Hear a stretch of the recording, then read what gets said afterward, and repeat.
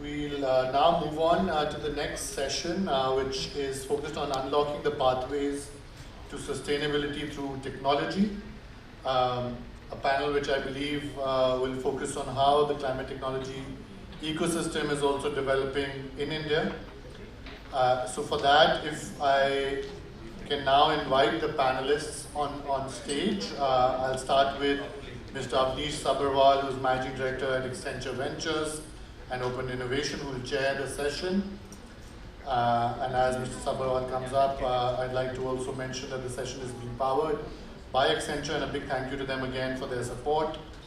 We'll also have Ashwin Raguraman, who's a partner in Bharat Innovation Fund, Abhilasha Purwar, founder and CEO at Blue Sky Analytics, Aishwarya Kachhal, who's senior consultant for electric vehicles at the World Bank, who will be joining Avnish for this session.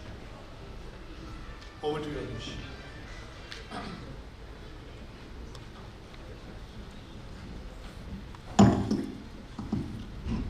Okay, thank you. First of all, I want to thank the limited number of audience who's there to listen to us.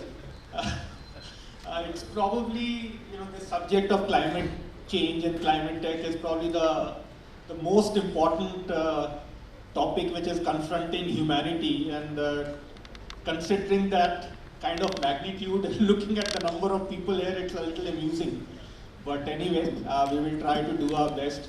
So, I think if you were listening to Mr. Kant as well, and he was talking about the importance of green economy, especially for India, and that, while we industrialize, we need to do it without leaving a big carbon footprint here.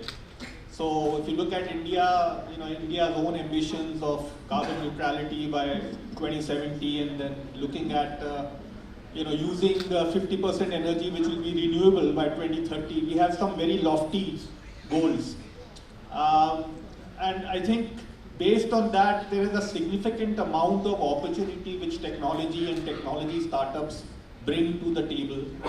And that's what this discussion will be today with the panel. So we have some really exciting people here who have a deep insight on a very different level. One coming from investor point of view, the other a startup, and the third one, working with a global institution like a World Bank, right? So you will get a very distinct and a very varied kind of information on this particular topic. So before I start, I will like to welcome three of my panelists here, and then maybe we can do a quick round of introduction in terms of what they do very quickly and how do they relate to this topic, and then we will do the formal Q&A. So Aishwarya, maybe we can start with you. Thanks, Avnish. And thank you to everybody who's turned up to listen to us. And thanks to TiE for having me. I work with the World Bank group across World Bank and IFC, and specifically on electric vehicles. That's been my work. And I used to run an electric vehicle startup for 4 years, and I still have battery scars. So I'm perfectly legit. And been in the battery and the climate space for quite some time.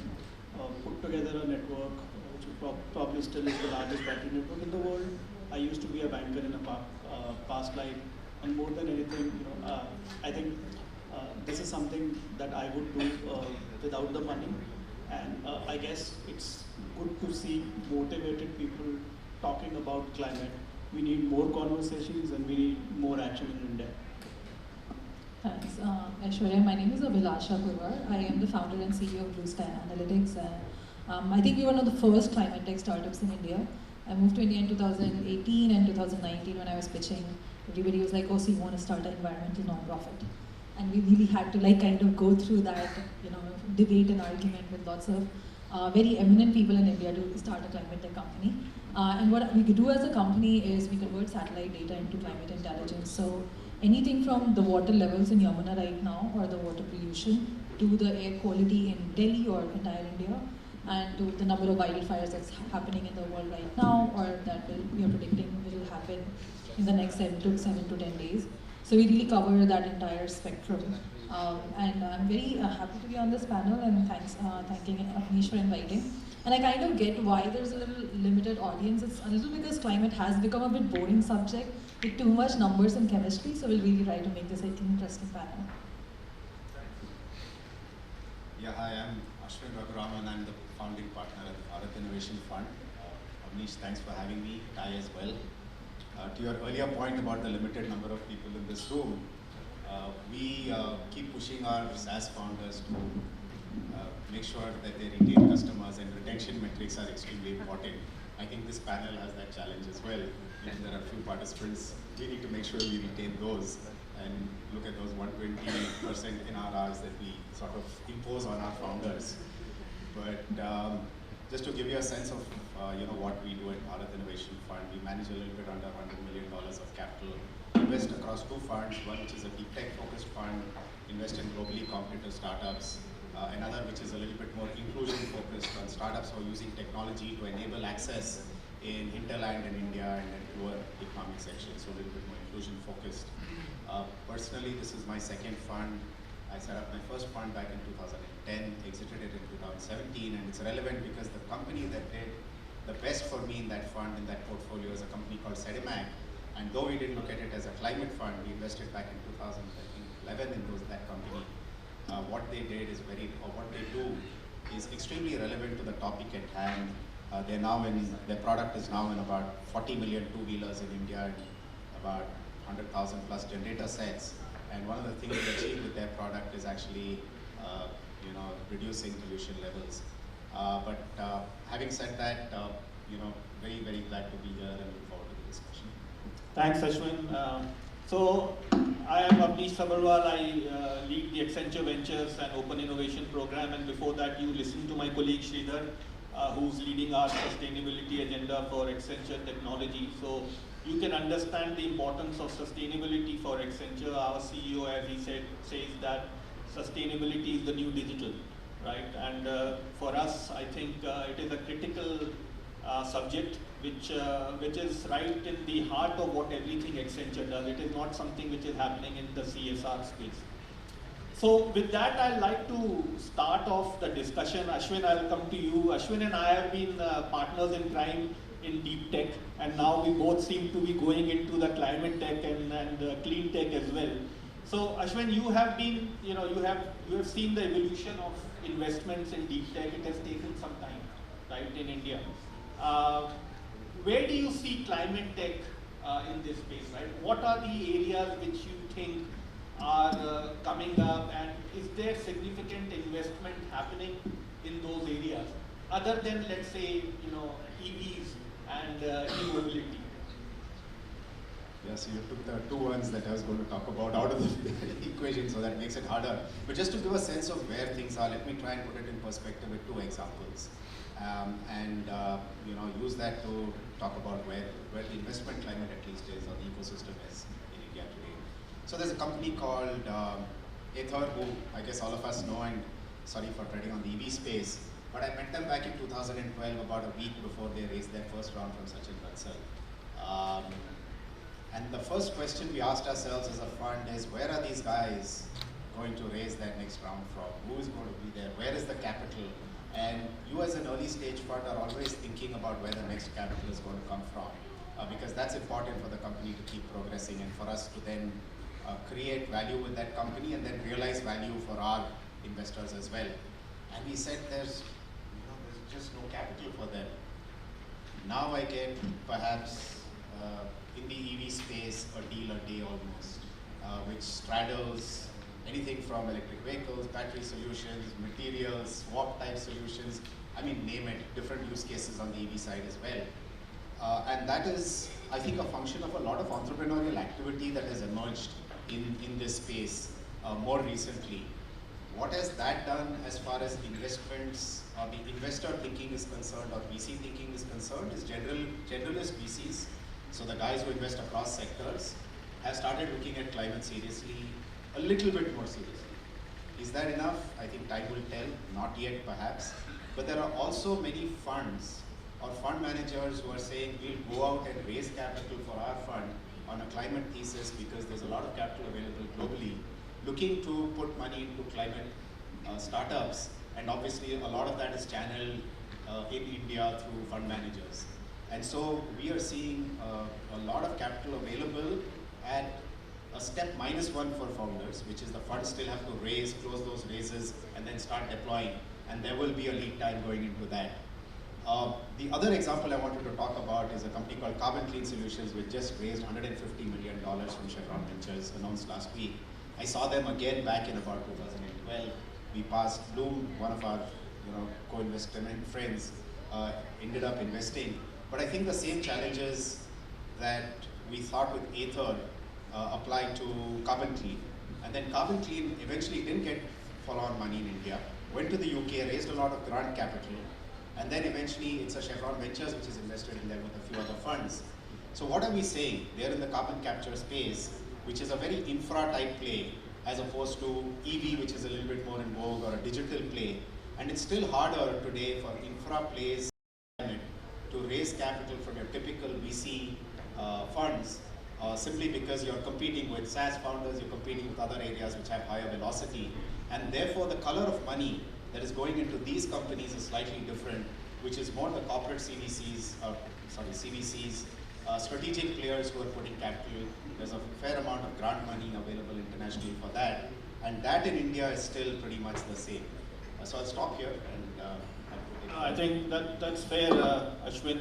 Although I'll come back to you on a few of these things that you have talked about. But coming to you, Abhilasha, I think I'm a great admirer of the work you are doing in Blue Sky Analytics. So maybe you can demystify and decipher what this, because this is an interesting startup which also has elements of space tech, it has elements of climate tech, and it is obviously a deep tech startup. So I think for me it is the best of all the worlds. But for the audience, if you can relate, for them to relate to what the startup does and how is it helping in the broader climate tech agenda. Thank you so much, Avnish, for your kind words. So I think for Blue Sky, one of my old bosses, I used to work in the private equity space, and he used to say that early bird gets the worm. So that was like really good thing for us, that we kind of focused a little more on our timing. In 2019, a satellite was launched by European Space Agency called Sentinel-5P. And I think that was launched in about July. We started to get the data downstream in August and September.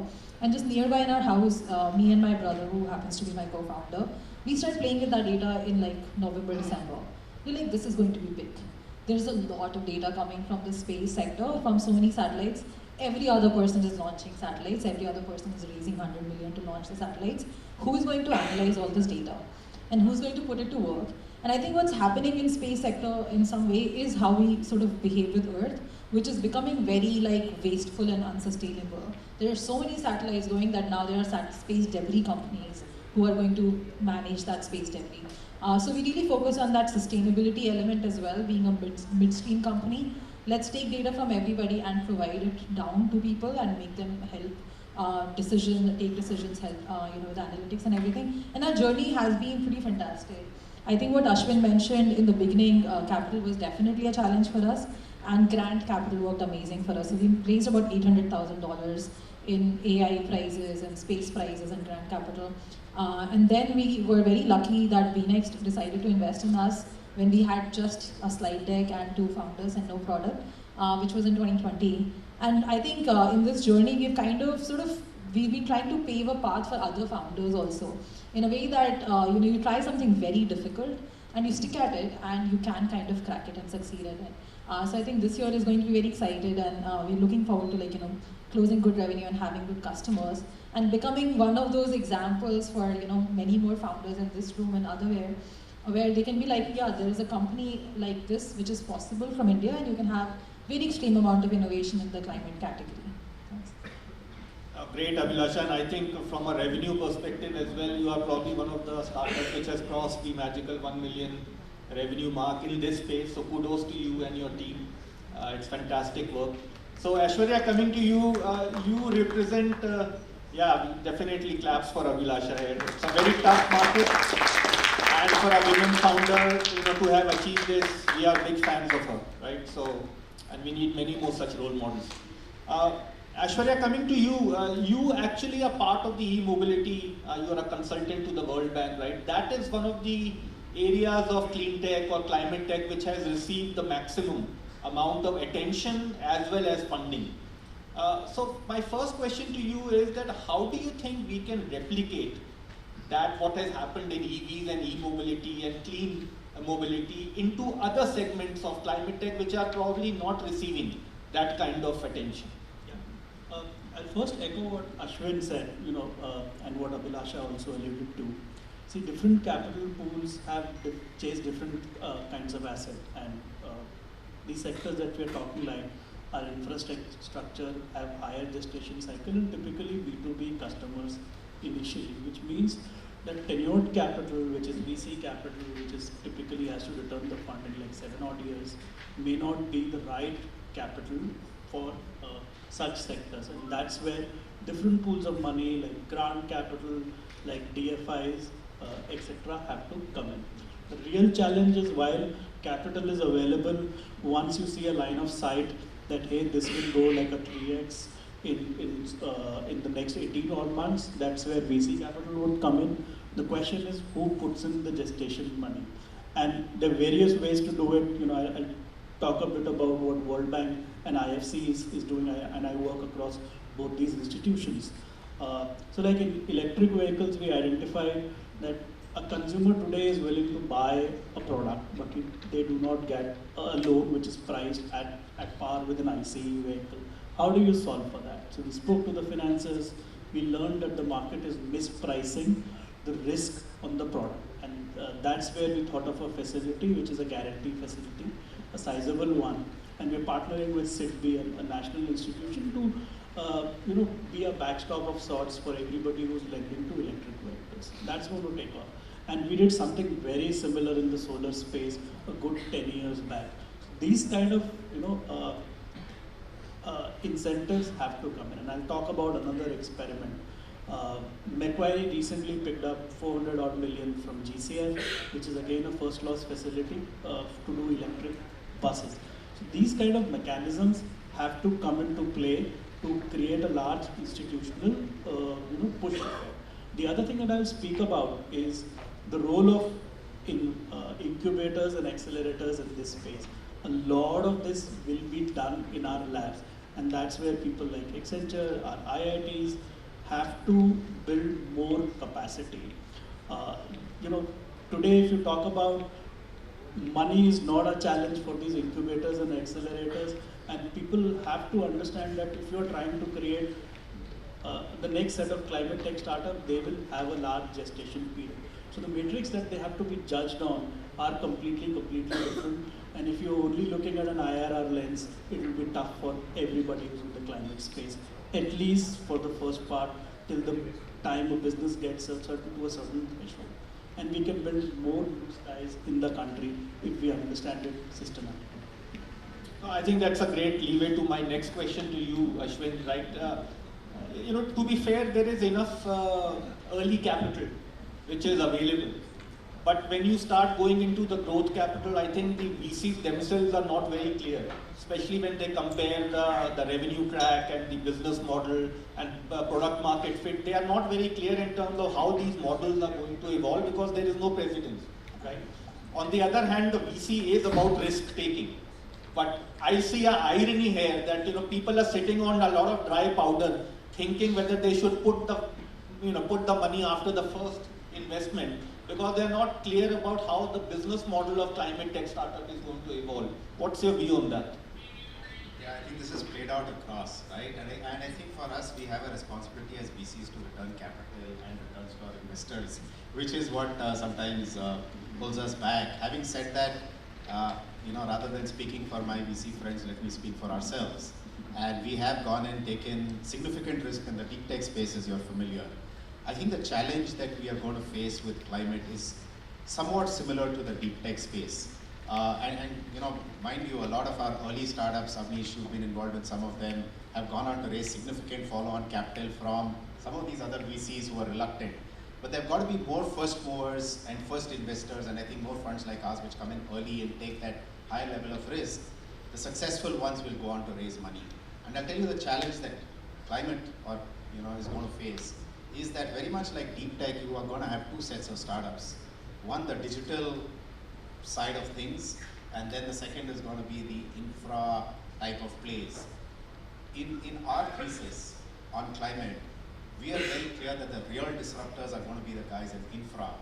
Digital will have an add-on effect, and not to take away from some of us here who are doing, playing in that space, but there's got to be a lot of action there. This is very similar and akin to what happened, it is happening in deep tech, where the digital AI plays are doing extremely well. The hardware startups are finding it hard to raise capital and follow-on capital, they raise early risk capital. Some of this may play out as we go ahead, but I think what is likely to be slightly different is the availability of capital, as you pointed out.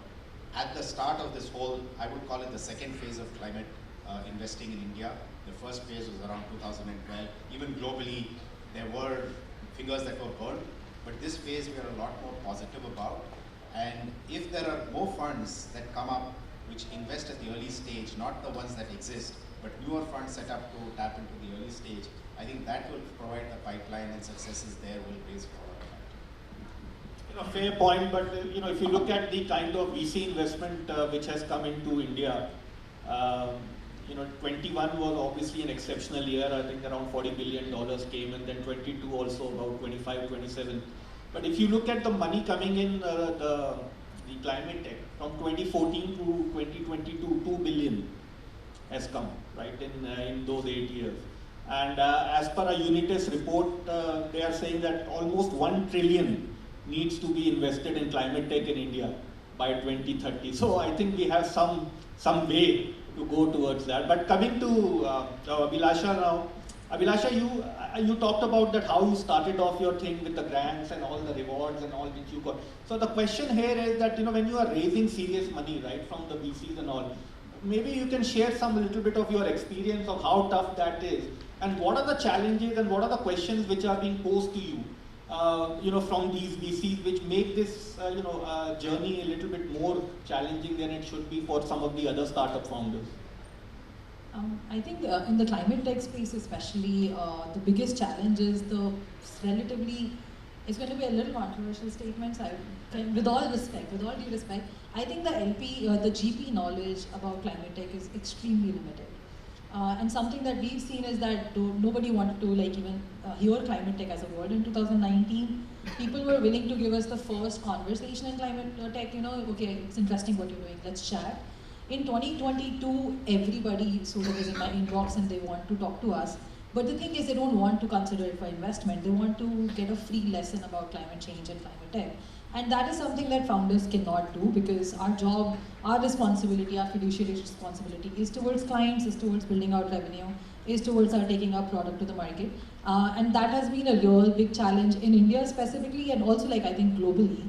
That a lot of capital is getting deployed into things which are kind of cool or very follow-on to pretty much what everybody else is doing, but not general, innovative, true thesis. Because, from anything from carbon concentration to climate models to PM 2.5, difference between environment and climate, all of those knowledge really lacks. I mean, something as very basic as agroforestry, carbon sequestration, it's like a wild west of lack of knowledge.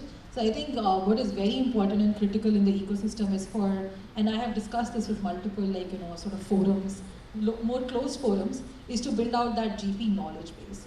Because that's going to really help. And what I think Aishwarya also mentioned is that what happens in the later stage on the infrastructure side of deployment is you need very interesting financial engineering. And coming from the private equity side, where we used to do amazing, sort of tax equity and this and that, very interesting financial engineering, those things, that talent will also need to be developed in our country on the climate infrastructure, financial engineering side of things. And the last point, again a contrarian view, I don't think infrastructure is the way to go. That's a very contrarian way. I think digital software solutions are going to be really able to make big deltas in the climate space. And I think most of them, if not all, should come out of India. Because we are the country to make the tech for that. And if I give some stats, China has 50 million empty apartments, which is steel and carbon and cement, which never needed to be manufactured because nobody's living in those apartments anymore. As a planet of 8 billion people, we create 100 billion items of clothing every year. 100 billion, which is increasing every year at a 25% CAGR. Who is going to wear those clothes? So I think instead of like, making circular economy or nice fabrics, a lot of solutions can come in pure tech, pure SaaS play, which can optimize all the products around us. So we're not making so many products and we're efficiently using them. And I think that's where Indian journey could be very critical. And we can have trillions of dollars of value creation in that space from our startup sector. It's a great answer and a very candid answer as well. But let me ask you a follow-up question. Right, in deep tech, we saw that the sales cycles were very long, and as soon as the entrepreneurs got their product market fit, they all wanted to go to US. Right. Also in terms of registration, raising their fund. Do you see the same happening in climate tech this time with Europe? That we will find most of people like you very soon migrating into Europe, UK, where this is a big issue, there's a lot going on there, and it's much more conducive to raising funds and selling to clients. Do you see that happening, what happened in deep tech? For selling to clients, Europe is like really amazing and much faster for sure. We also have a presence in the Netherlands, and to some level it is because we were quoted by the Dutch government and the Prime Minister and really asked to move. So I think that appreciation for talent is very high in Europe at this moment, and that appreciation is not there so much in India. The speed of transaction, at least on the business cycle, is also definitely much faster on the European front. I'm just a big fan of India. I think it's a very comfortable and nice culture to live in, but I think there would be a serious amount of migration if our ecosystem doesn't catch up. With London is just recently Mayor of London was here across the road, and he was like sort of asking every climate tech entrepreneur to be in London ASAP, and he was like, I'll get you meetings with all the VCs and this and that. So I think that we have to be a little more competitive towards our own founders and entrepreneurs as well, that we have to support. Otherwise, yes, ultimately the founders go wherever the best ecosystem is. And another ecosystem I'll highlight is MENA. Middle East is like coming in a big way, and the speed and the capital with which they're coming in, they could pretty much pluck every innovative founder from this country if we don't act fast and in time. Yeah, I think it's fair, right? We have been for very long talking about that we are the third largest startup eco. I think I've been hearing it for now, I don't know how many years, but we are still the third, and I think it's probably in terms of number of startups, but if you look at the quality and the maturity of the ecosystem, I think we still have a long way to go. And from an e-mobility point of view, I remember Reva, right, when Reva was built. And today we talk about the EVs and Tesla and what's happening in China. But had the policy been friendly, and the infrastructure existing during when Reva came in, today we would have been in a different orbit. If I'm not wrong to say, again a controversial question, but if you don't provide those kind of supports to your entrepreneurs and your startups, then I think we may be able to get to the place which we want to. So Aishwarya, any comment on that? Great question. First, I'll just allude to what Abhilasha was saying. See what she's pointing out, MENA region, which is typically sovereign wealth fund driven capital. She spoke about the Prime Minister of Netherlands, which again is sovereign capital. She spoke about the London Mayor. She again, see what's happening is the LP pool is also asking questions. And LP pool typically, the two of the largest LP pools out there will be sovereign wealth funds and pension funds. And they are asking questions to GPs that, hey, what is your ESG metrics? So 5 years back, if you looked at a VC fund website, there would be nothing on their sustainability website. But today they're being forced to ask questions. And bigger funds like Carlyle and Apollo are, establishing their own ESG metrics which their portfolio companies have to follow. And I see that this will be a trickle-down effect. And if you look at TPG Rise, everybody, serious fund, 9 out of 10 top 10 GPs in the world have signed up to the responsible PRI investing, and I see this percolating down very, very fast. And it will, at IFC, we are one of the largest LPs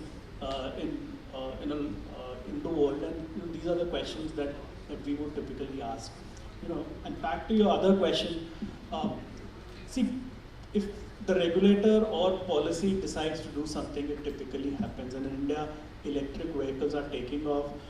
because consumers love the TCO equation, but also what the regulator is doing. And I'll point out to some examples which typically people would miss is buses. Nowhere in the world has a similar experiment been done, what's been done with buses in India. So CESL decided to aggregate all intercity buses, run out a common tender, and what they have done is, through this competitive bidding process, they brought down the per kilometer price of an electric bus compared to an ICE vehicle, and that's something that's never happened in the world. And if you look at the numbers, we probably are running the largest set of numbers when it comes to buses, and similar experiments are being spoken about, that how can we do this in your country, etc., etc. The other one that's coming up is trucking. So everybody is talking about, and trucks are the largest contributor to emissions. So the other experiments are coming around trucking, and how can we aggregate demand, how can we nudge OEMs to go down that route. And two-wheeler, three-wheeler is again a success story. See, if you are a humble, let's say auto rickshaw driver, and you want to get yourself a e-rickshaw or auto rickshaw in Delhi, you won't get a permit. I won't name the black market price out here, but you'll have to pay a substantial premium. But if you want to buy an electric three-wheeler, make a living out of it, you can walk into the RTO and you will get an open permit. And nowhere consumer-driven subsidies on our form factors, which is 80% of our vehicle stock, two-wheelers, has taken off in the country. So if the regulator decides to do something, it really happens. And there are phenomenal incentives available for electric vehicles, right from PLI scheme for battery manufacturing at the consumer level, and finally when you go to the RTO. And our regulator has been thinking really, really forward. So we have battery waste management rules. I would say that this is a systemic script that's playing out in our country. All right, I've been told that our time is up, so I'll maybe just finish off with a very quick question in terms of the most attractive segment for you to invest, Ashwin, and for others to comment also. What do you see the most attractive segment? I'm going to quickly say one of the most attractive startups I'm looking at in the climate space, which I'm very excited by, is something which is doing AI with, again, a lot of satellite data to track commodity movement across the globe, and also has climate impact. But I'm also going to leave this audience with a positive note and take 10 seconds more, which is that as a founder, we have as a VC fund seen the ecosystem evolve from 2008 all the way till now, and how it has changed, right?